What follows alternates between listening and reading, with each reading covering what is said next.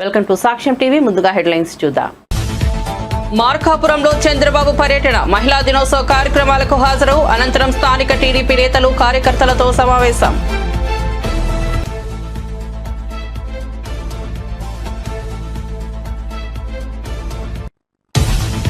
దేశ అభివృద్ధిలో మహిళల భాగస్వామ్యం అవసరమని అన్న సీఎం రేవంత్ రెడ్డి. హైదరాబాద్ లోని కోటిలో చాకిల ఐలమ్మ మహిళా యూనివర్సిటీ నిర్మాణానికి శంకుస్థాపన.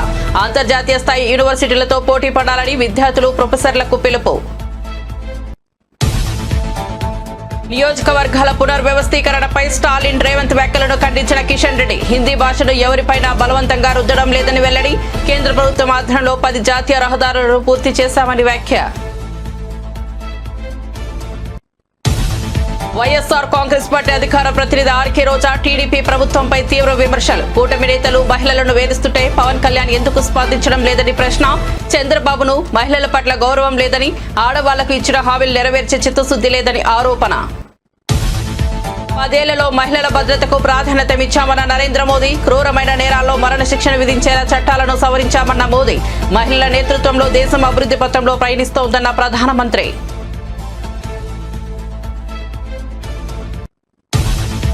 తెలంగాణ ఎంపీలతో మల్లు భట్టి విక్రమార్క సమావేశం. కేంద్రం నుండి రావాల్సిన నిధులపై చర్చ. హాజరైన అసదుద్దీన్ ఓవైసీ. బీజేపీ, బీఆర్ఎస్ ఎంపీలు గైర్హాజరు. కేంద్ర ప్రభుత్వాన్ని కలిసి మన సమస్యలను వివరించుదామన్న భట్టి. నటుడు పోసానిపై ఏపీలో 17 వరకు కేసులు. చంద్రబాబు, పవన్, లోకేష్ పై అనుచిత వ్యాఖ్యలు చేసినట్లు ఆరోపణలు. పోలీస్ స్టేషన్లకు, జైళ్లకు, కోర్టులకు తిరుగుతున్న పోసాని.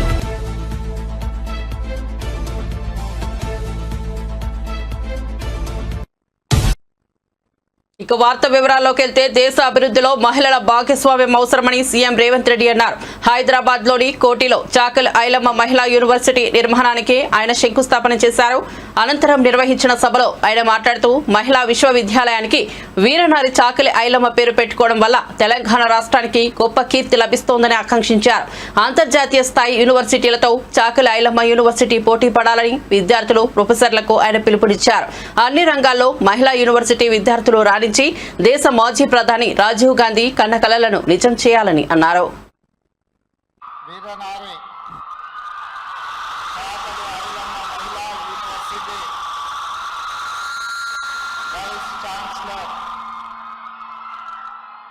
సూర్య ధనంజయ్ గారి అధ్యక్షతన యూనివర్సిటీ నూతన భవనాల నిర్మాణము, అదేవిధంగా దర్బార్ హాల్ పునరుద్ధరణకు సంబంధించి 500 కోట్ల రూపాయలతో అంతర్జాతీయ మహిళా దినోత్సవ సందర్భంగా ఒక పండుగ వాతావరణంలో 6500 మంది సోదరీమణుల సమక్షంలో ఈ కార్యక్రమాన్ని నడుపుకోవడం చాలా సంతోషకరమైన శుభదినం. ఈ కార్యక్రమంలో నాతో పాటు హైదరాబాద్ పార్లమెంట్ సభ్యులు అసదుద్దీన్ ఓవైసీ గారు, హైదరాబాద్ ఇన్ఛార్జ్ మినిస్టర్ మిత్రుడు పొన్నం ప్రభాకర్ గారు, హైదరాబాద్ మేయర్ గద్వాల విజయలక్ష్మి గారు, డిప్యూటీ మేయర్ గారు,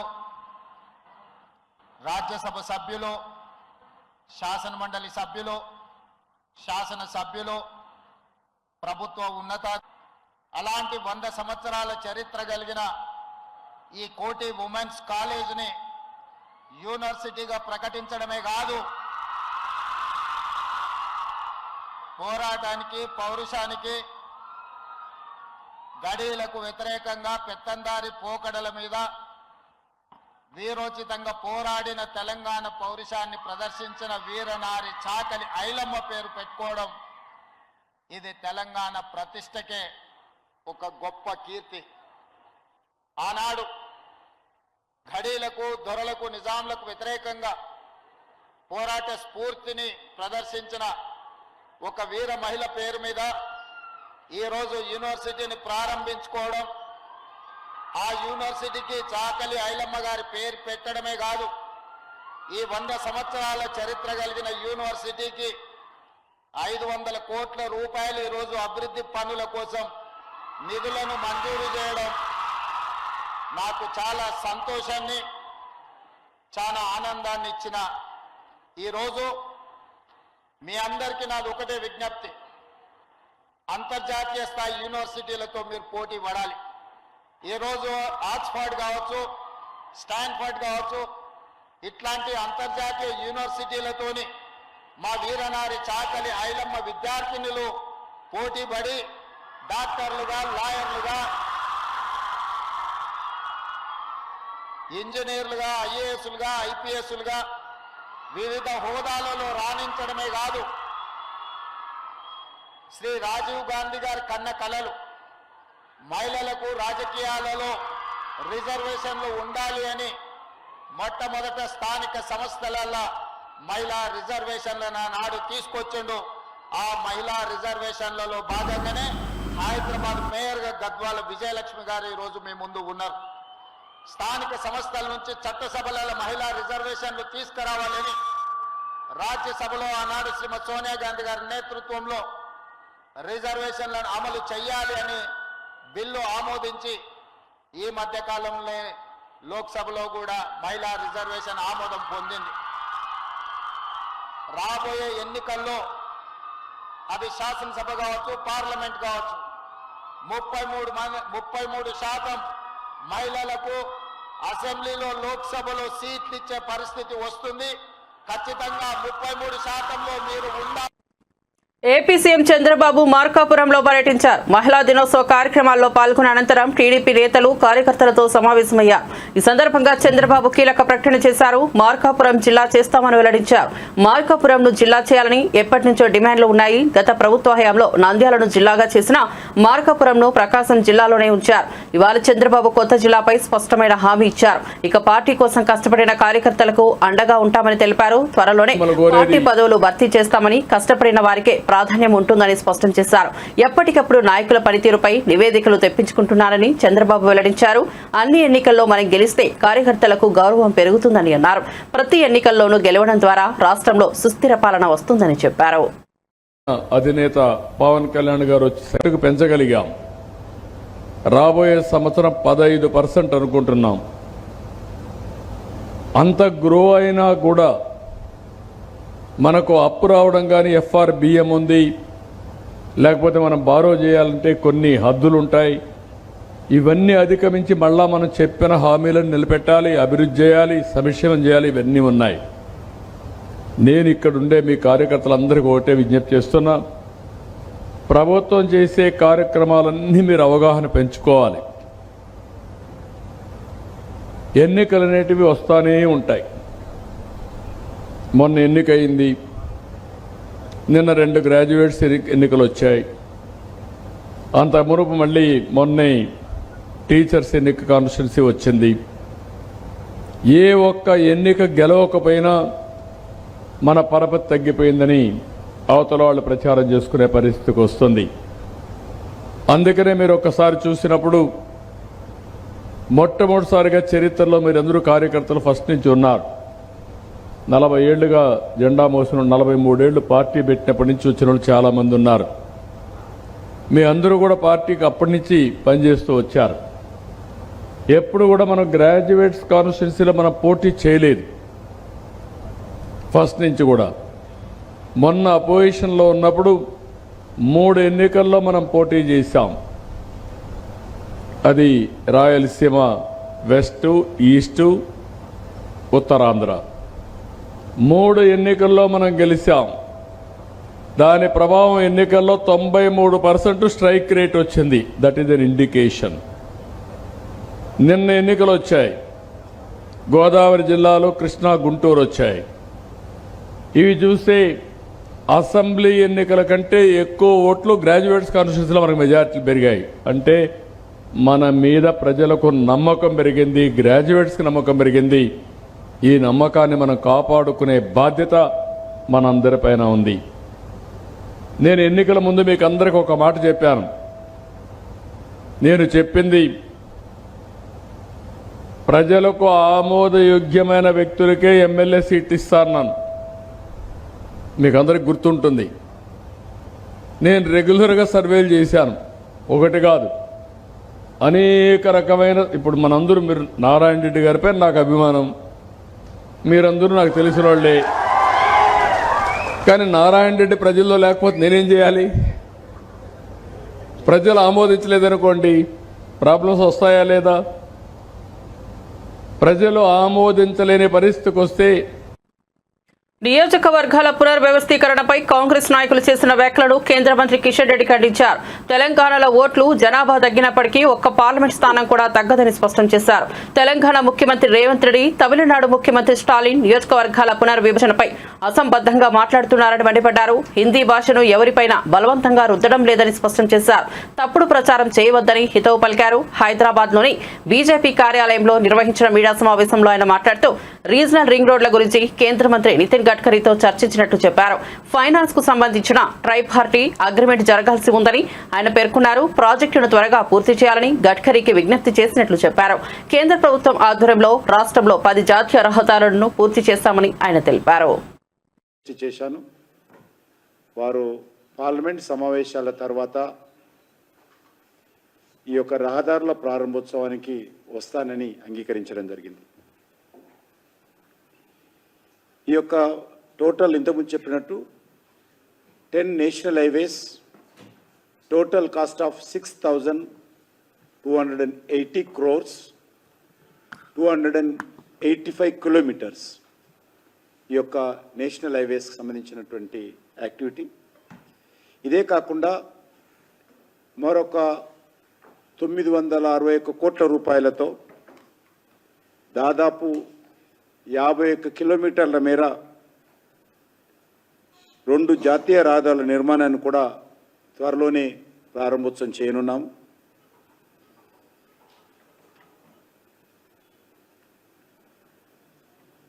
ఇందులో regional ring road north part ఏదైతే ఉన్నదో దాని విషయంలో కూడా ప్రత్యేకంగా నితిన్ గడ్కరీ గారితో జరిగినటువంటి సమావేశంలో చర్చించడం జరిగింది.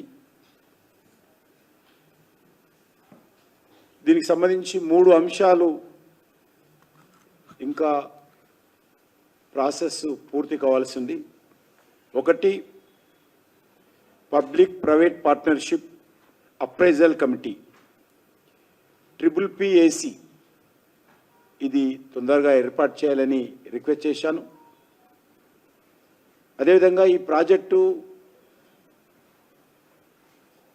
వీలైనంత తొందరగా కేంద్ర క్యాబినెట్ ఆమోదం పొందాలని కూడా చెప్తే వెంటనే దానికి సంబంధించినటువంటి ఆదేశాలు క్యాబినెట్ నోటు ప్రిపరేషన్ చేయాలని చెప్పి నితిన్ గడ్కరీ గారు తన మంత్రివర్గ అధికారులకు నా ముందే సమావేశంలో చెప్పారు. ఇది కాకుండా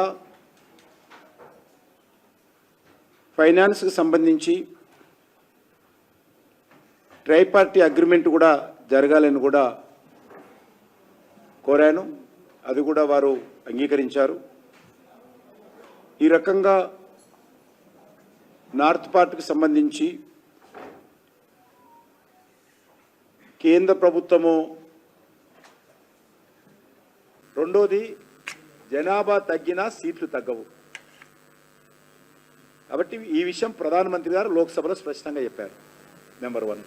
నెంబర్ 2, ఈ యొక్క జనాభా సేకరణ, ఈ కాన్స్టిట్యున్సీల రీఆర్గనైజేషన్ చూసేటువంటి హోమ్ మినిస్ట్రీకి సంబంధించినటువంటి హోమ్ మినిస్టర్ అమిత్ షా గారు ఇటీవల చాలా స్పష్టంగా చెప్పారు. కేంద్రంలో క్యాబినెట్ మంత్రిగా బాధ్యత గల వ్యక్తిగా నేను కూడా ఈరోజు దక్షిణ భారత ప్రజానీకానికి మనవి చేస్తా ఉన్నాను. వీళ్ళంతా చేస్తుందంతా కూడా ఒట్టి బోకస్. ఈ స్టాలిన్ కానీ రేవంత్ రెడ్డి కానీ లేకపోతే ఇంకెవరైనా మాట్లాడితే బోకస్ మాటలు, ఇవన్నీ కూడా అబద్ధపు మాటలు. ఎక్కడ కూడా జనాభా సేకరణే చేయలేదు. నెంబర్ 1, జనాభా సేకరణ కావాలి. రీఆర్గనైజేషన్ కమిటీ కాన్స్టిట్యూట్ కావాలి. రీఆర్గనైజేషన్ కమిటీ కాన్స్టిట్యూట్ అయిన తర్వాత అప్పుడు రీఆర్గనైజేషన్ సంబంధించినటువంటి ప్రాసెస్ మొదలవుతుంది. అందులో గైడ్ లైన్స్ వస్తాయి. ఇంకా గైడ్ లైన్సే రాలేదు. రీఆర్గనైజేషన్ సంబంధించినటువంటి గైడ్ లైన్సే రాలేదు. ఇంతకుముందు నేను మొన్న కూడా చెప్పాను, దున్నపోటు ఈనిందంటే దూడం గట్టిగా ఉన్నాడట ఈ స్టాలిన్ రేవంత్ రెడ్డి లాంటి మనుషులు. అసలు ఏమి ఆలు లేదు, ఏమి లేదు. ఇంతవరకు ఏబిసిడి లేదు. తమిళనాడులో ఎలక్షన్స్ వస్తున్నాయి కాబట్టి స్టాలిన్కి చెప్పుకోవడానికి ఏమీ లేదు కాబట్టి అక్కడ ఏమీ చేయలేదు కాబట్టి స్టాలిన్ కుటుంబం అంతా తమిళనాడు దోచుకున్నారు కాబట్టి వ్యతిరేక పవనాలు వీస్తున్నాయి కాబట్టి 2 అంశాలు ఎత్తుకున్నాడు ఆయన కేంద్ర ప్రభుత్వం మీద. ఏదైనా 4.5 సంవత్సరాల తర్వాత ఎలక్షన్స్ వస్తే మీ ప్రభుత్వం ఏం చేసిందో ఇప్పుడు చెప్పాను వరుసగా ఏం చేసిందో ప్రజలకు చెప్పి ఓట్లు అడగాల. ఏమడుగుతున్నాయి ఆయన? రైల్వే స్టేషన్లో హిందీ పేరు ఉన్నటువంటి బోర్డు రంగులు వేయండి. ఎక్కడైనా తమిళ భాషకు వ్యతిరేకమా? తమిళ భాషకు పెద్దపీట వేశాం. ఆయన 5 సంవత్సరాలుగా తమిళ భాషకు న్యాయపైస పనిచేయలే, సింగిల్ పనిచేయలే ఆయన ఈరోజు తమిళ భాష గురించి మాట్లాడుతున్నాడు. నరేంద్ర మోడీ గారు ప్రధానమంత్రి అయిన తమిళ్ కాశీ సంఘం చేసినాం, తమిళ్ గుజరాత్ సంఘం చేసినాం, తెలుగు కాశీ తమిళ సంఘం చేసినాం.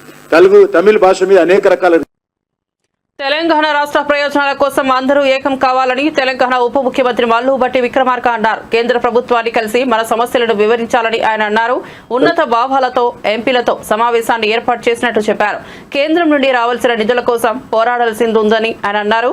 హైదరాబాద్లోని ప్రజాభవన్లో ఉప ముఖ్యమంత్రి మల్లు భట్టి విక్రమార్క అధ్యక్షతన తెలంగాణ ఎంపీల సమావేశం జరుగుతోంది. ఈ సమావేశానికి మజ్లిస్ పార్టీ అధినేత హైదరాబాద్ ఎంపీ అసదుద్దీన్ ఓవైసీ కూడా హాజరయ్యారు. బీజేపీ, బీఆర్ఎస్ ఎంపీలు గైర్హాజరయ్యారు.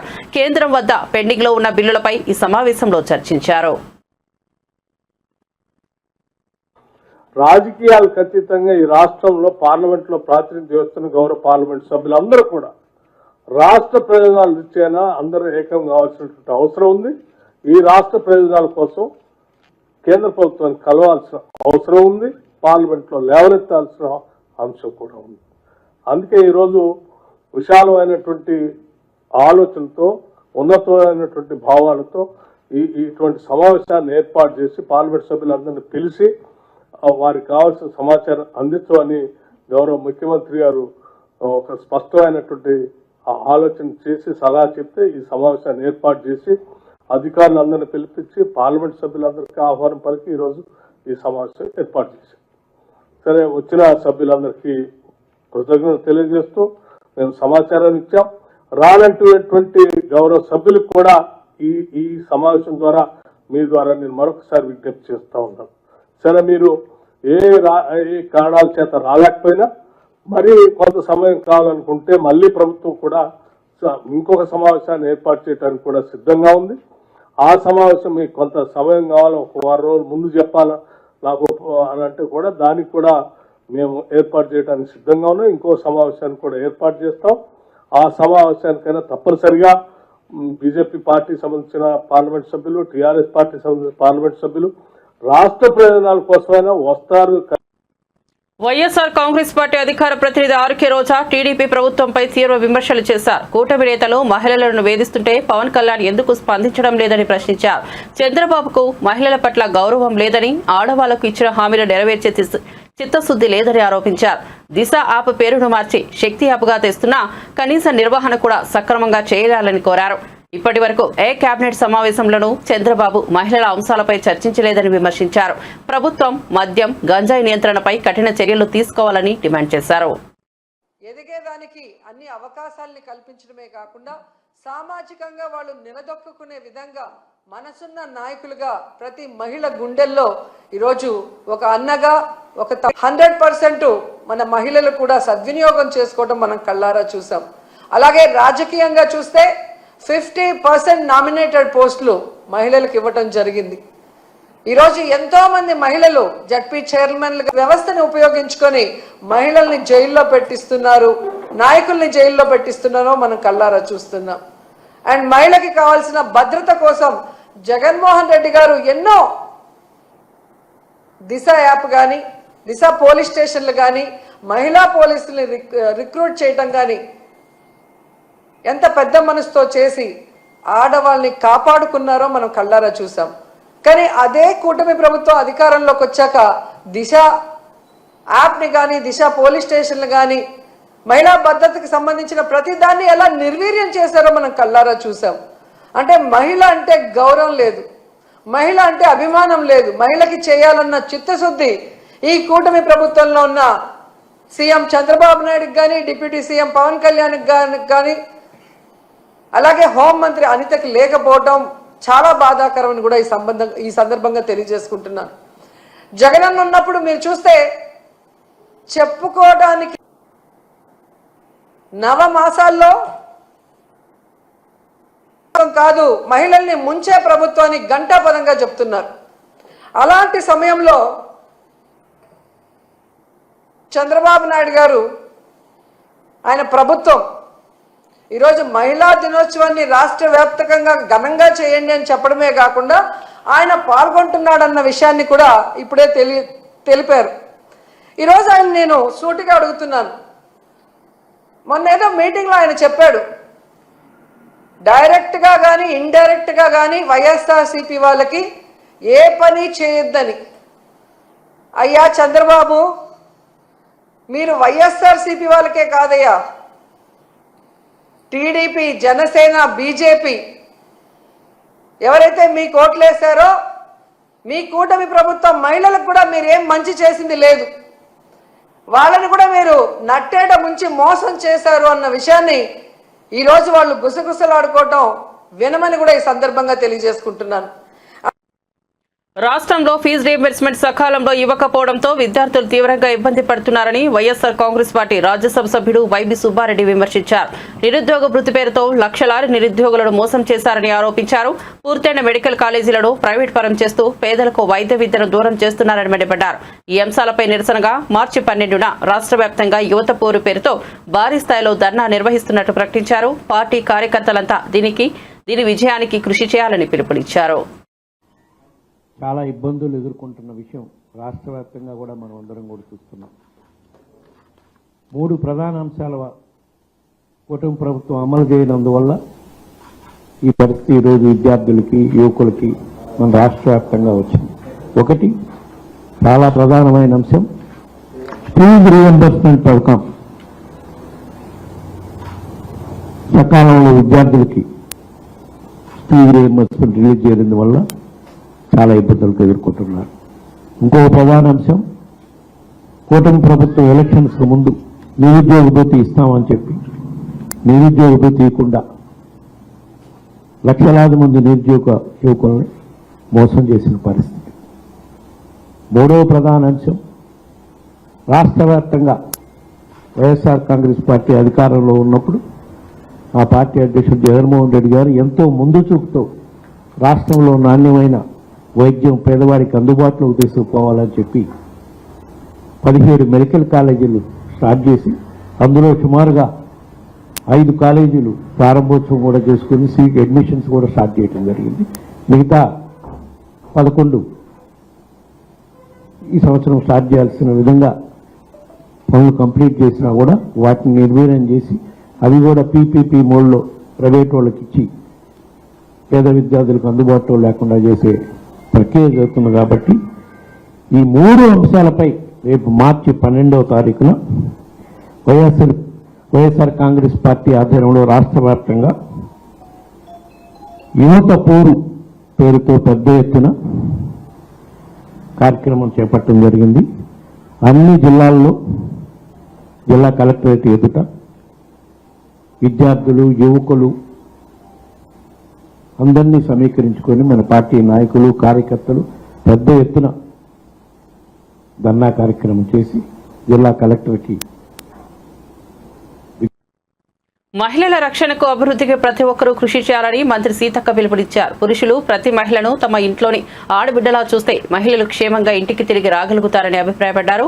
అంతర్జాతీయ మహిళా దినోత్సవం సందర్భంగా హైదరాబాద్ పోలీసుల ఆధ్వర్యంలో పీపుల్స్ ప్లాజా నుంచి రన్ ఫర్ యాక్షన్ 2025 కార్యక్రమాన్ని నిర్వహించారు. ఈ కార్యక్రమానికి సీతక్క ముఖ్య అతిథిగా హాజరై జెండా ఊపి పరుగు ప్రారంభించారు. విశిష్ట అతిథిగా పాల్గొన్న నగర సిపి సివి ఆనంద్, కింది స్థాయి నుంచి మంత్రిగా ఎదిగిన సీతక్క ఉమెన్స్ ఆఫ్ స్ట్రగుల్స్ అంటూ అభివర్ణించారు. ఈ సందర్భంగా నిర్వహించిన 5K 2K రన్ పోటీలో గెలిచిన రన్నర్స్ కు బహుమతులు ప్రదానం చేశారు. మహిళల కోసం మరి అదే విధంగా ముఖ్యంగా రక్షణ పోలీసులందరూ కూడా అప్రమత్తంగా ఉంటూ మన నగరాన్ని సేఫ్టీగా ఉంచుతూ మహిళలందరికీ మంచి రక్షణ ఇస్తున్నందుకు వారికి ప్రత్యేకంగా ధన్యవాదాలు. ప్రతి ఒక్కరు కూడా మహిళల్ని గౌరవించాలి, మహిళల్ని మరి ఎదగనివ్వాలి అనేటువంటి కాన్సెప్ట్ తోటి సమానత్వం కోసం మహిళల్ని అన్ని రంగాల్లో ముందుంచే విధంగా మరి పురుష సమాజం కూడా సపోర్ట్గా ఉండాలని ఈ అంతర్జాతీయ మహిళా దినోత్సవ సందర్భంగా కోరుకుంటూ సీఎం రేవంత్ రెడ్డి గారు కూడా ప్రతినిత్యం మహిళల ఆర్థిక ఎదుగుదల కోసం అనేక సంక్షేమ కార్యక్రమాలను కూడా ముందుకు తీసుకురావడం జరుగుతూ ఉంది. దానిలో భాగంగా ఈరోజు పెరేడ్ గ్రౌండ్లో కూడా 1,00,000 మంది మహిళలతోటి మరి పెద్ద ఎత్తున 6 గంటలకు మీటింగ్ కూడా మేము మహిళా సమావేశాన్ని కూడా ఏర్పాటు చేసుకోవడం జరిగింది. ఈరోజు పోలీస్ అధికారులు కూడా పెద్ద ఎత్తున ఎక్కడికక్కడ మరి మత్తుకు వ్యతిరేకంగా డ్రగ్స్కు వ్యతిరేకంగా కూడా అవేర్నెస్ యూత్లో బాగా తీసుకొస్తున్నారు. మనం ఈ మధ్యకాలం చూస్తే చాలా క్రైమ్స్ కూడా రిలేటెడ్ డ్రగ్స్ అడిక్ట్ అయినటువంటి వాళ్ళది చాలా సివియర్గా క్రైమ్ ఉంటుంది. సో ఆ మత్తు నుంచి కూడా ఈ సమాజాన్ని చాలామంది అడిక్ట్ అయినటువంటి వాళ్ళను బయటకు తీసే కార్యక్రమాన్ని కూడా మన గవర్నమెంట్ సీఎం రేవంత్ రెడ్డి గారు ప్రత్యేకంగా తీసుకొని పనిచేస్తూ ఉన్నారు. వారికి కూడా ధన్యవాదాలు తెలియజేస్తూ ముఖ్యంగా ఈరోజు పోలీస్ అధికారులు ముఖ్యంగా సివి ఆనంద్ గారి ఆధ్వర్యంలో వేలాది మంది యూత్ అండ్ ఉమెన్తో గర్ల్స్తో ఈ రన్ ఫర్ యాక్షన్ అటు కార్యక్రమాన్ని కూడా సక్సెస్ఫుల్గా నిర్వహించుకోవడం జరిగింది. ప్రతి చోట ఇలాంటిది నిర్వహించాలి. వాళ్ళు ఫిజికల్గా యాక్టివ్ కావాలి, మెంటల్గా కూడా ఫిట్నెస్లోకి రావాలి, యాక్టివ్గా ఉండే విధంగా ఇలాంటి కార్యక్రమాలు ఉపయోగపడతాయని నేను భావిస్తూ థ్యాంక్స్ టు సివి ఆనంద్ గారు. ఈరోజు మార్చ్ 8 అంతర్జాతీయ మహిళా దినోత్సవంగా ప్రపంచవ్యాప్తంగా అందరూ కూడా పాటిస్తూ ఉన్నారు. ప్రతి సంవత్సరం ఇది ఆనవాయితీగా మార్చ్ 8 రోజు నిర్వహిస్తారు. మేము హైదరాబాద్ సిటీ పోలీస్ తరఫున ప్రతి సంవత్సరం ఆనవాయితీగా ఈ రన్ అనేది 5K రన్ 2K రన్ ఏర్పాటు చేస్తుంటాం. దీని ముఖ్యమైన ఉద్దేశం ఏంటంటే మహిళల ఎదుగుదల ఏదైతే ఉందో, అభివృద్ధి ఏదైతే ఉందో అది గుర్తించడానికి ఏదో ఒక రోజు మహిళలు పడే కష్టాలు ఏవైతే ఉంటాయో మన దేశంలో ప్రత్యేక వైఎస్ఆర్సీపీ నేత సినీ నటుడు పోసాని కృష్ణమురళిని విజయవాడలోని భవానీపురం పోలీస్ స్టేషన్ కు తరలించారు. పీటీ వారెంట్స్ పై కర్నూలు జిల్లా జైలు నుంచి ఆయన అక్కడికి తరలించారు. కోర్టు రిమాండ్ విధిస్తే పోసానిని విజయవాడ జైలుకు తరలించే అవకాశం ఉంది.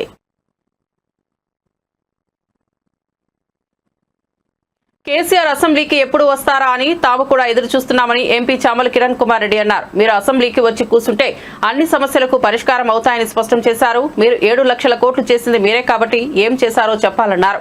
ఇప్పటికీ కూడా కేసీఆర్ జనం అధికారం నుంచి తరిమేశారు అని అనుకోవడం లేదని, జనం మమ్మల్ని మిస్ అయ్యారని అనుకుంటున్నారన్నారు. తప్పేంటి ఒప్పేంటి అనే చర్చ లేదని, కేసీఆర్ మాటలకి అంకితం, చిత్తశుద్ధి ఉంటే ఎమ్మెల్సీ ఎన్నికల్లో అభ్యర్థిని ఎందుకు పెట్టలేదని ప్రశ్నించారు. వస్తా 10 లక్షల మందితోటి మీటింగ్ పెడతా, కాంగ్రెస్ పాలన ఎండగట్టాల్సిన అవసరం లేదండి. కేసీఆర్ గారు మీరు వచ్చి మీరు రెగ్యులర్గా అసెంబ్లీకి వచ్చి అసెంబ్లీలో మీరు కూర్చుంటే చాలు, సగం సమస్యలు పరిష్కారం అవుతాయి. రాష్ట్రం తమ ప్రభుత్వం మహిళల భద్రతకు ప్రాధాన్యతను ఇచ్చిందని, అందుకే అత్యాచారం వంటి క్రూరమైన నేరాల్లో మరణశిక్షను విధించేలా చట్టాలను సవరించామని ప్రధానమంత్రి నరేంద్ర మోదీ అన్నారు. అంతర్జాతీయ మహిళా దినోత్సవం సందర్భంగా గుజరాత్లోని నవసారిలో ఏర్పాటు చేసిన బహిరంగ సభలో ఆయన మాట్లాడుతూ మహిళల నేతృత్వంలో దేశం అభివృద్ధి పథంలో ప్రయాణిస్తోందని అన్నారు. అమ్మాయిలు ఆలస్యంగా ఇంటికి వస్తే తల్లిదండ్రులు ప్రశ్నిస్తుంటారని, కానీ అబ్బాయిల విషయంలో అలానే ప్రశ్నించాలని వ్యాఖ్యానించారు. మహిళల భద్రతకు ప్రాధాన్యతనిచ్చి నిబంధనలు చట్టాలను మార్చామని నరేంద్ర మోదీ అన్నారు. గ్రామీణ ప్రాంత మహిళలకు మరింత సాధికారత కల్పించాల్సిన అవసరం ఉందని అన్నారు. దేశ ఆత్మ గ్రామీణ ప్రాంతాల్లో ఉందని గాంధీ చెప్పారని, మహిళలు మన గ్రామీణ ప్రాంతాలకు ఆత్మగా భావిస్తున్నారని అన్నారు. लेकिन मैं फिर भी दोहराऊंगा कि मैं दुनिया का सबसे धनवान व्यक्ति हूं.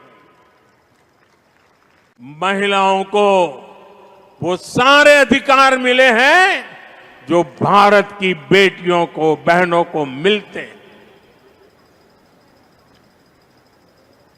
भारत का हिस्सा होने के बावजूद भी